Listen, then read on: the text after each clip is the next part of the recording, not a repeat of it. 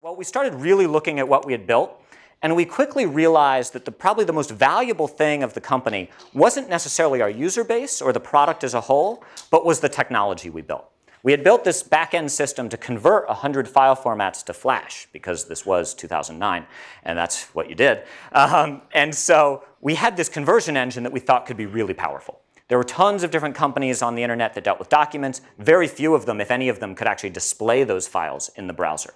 And so we started thinking, hey, this could be a path forward.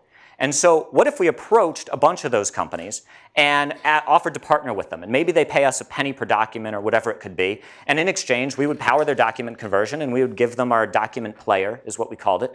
And this would allow them to show files within their site. And so that's exactly what we did. We went around the valley and pitched a bunch of companies on this partnership. And here's some actual mocks we did for Box, where you have a file in your Box account, and then you click preview, and you would see a preview of it right there within a few seconds. And that could be pretty cool.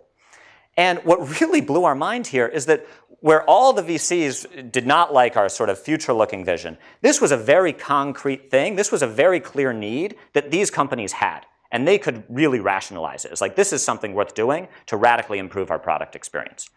And we immediately had 4 companies that wanted to go partner with us.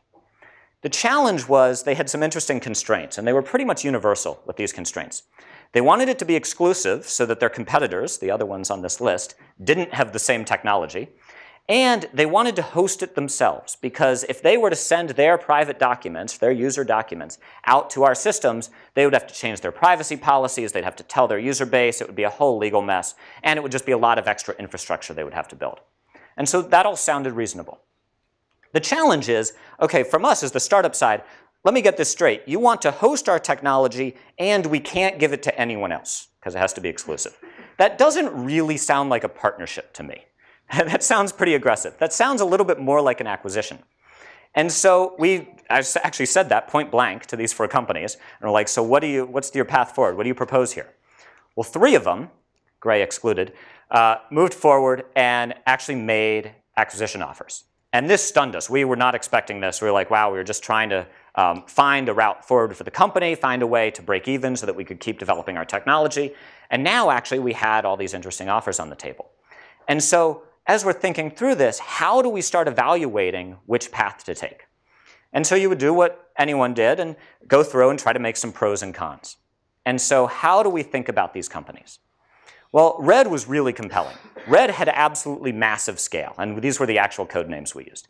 Red had actually massive scale, and so that's compelling. We wanted to be able to power this for a large number of people to sort of stay true to our vision and help people collaborate on documents.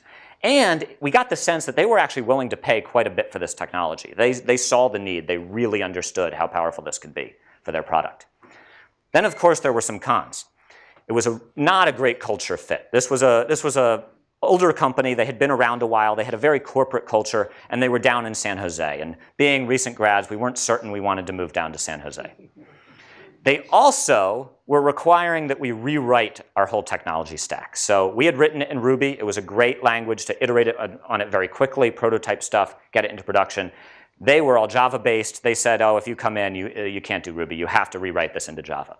And that was a challenge, because we felt this would probably take 18 months or so to rewrite. There was a lot of technology we had built there. Purple was about middle of the road. So there was a good culture fit. That's fine. But we weren't super passionate about their business. They were more focused on the wiki space, and we just didn't really understand where that would go and pan out and how this would become a huge thing. Blue had a great culture fit.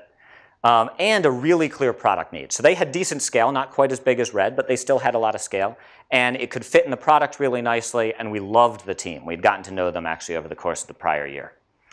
But it was clear that they were not willing to pay a lot. They were a pretty small company at the time, and so that was something we would have to deal with as we weighed our options. And so as we thought about this, we very quickly ruled out Purple. It was sort of middle of the road. There wasn't anything really bad or really great about it. But we were struggling a lot between Red and Blue. And so who thinks we went with Red? Any hands? Wow. Who thinks we went with Blue? Everyone. That's exactly right. That's exactly right. And so we made the decision, okay, all things considered, we would far more value the culture and the path going forward than we did the money at the time. We weren't in this to try to make a lot of money. We were in this to build this tool and help people collaborate. And we felt if we could have a very successful integration and partnership with Box, that would be a strong way forward.